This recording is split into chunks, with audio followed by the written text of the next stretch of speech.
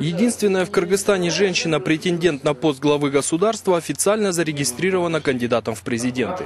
На заседании Центральной избирательной комиссии решили сделать исключение, и под аплодисменты Тактаим Умиталиева получила в подарок от председателя ЦИК букет цветов.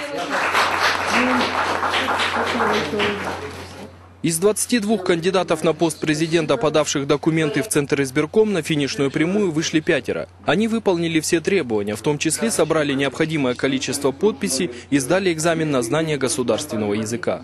Уже на следующей неделе ЦИК начнет подготовку основного списка кандидатов. Кроме того, предстоит проверка степеней защиты избирательных бюллетеней. Мы в течение 5 дней публикуем всех кандидатов и делаем единый агитационный материал с данными каждого кандидата в алфавитном порядке, который будет находиться на избирательных участках.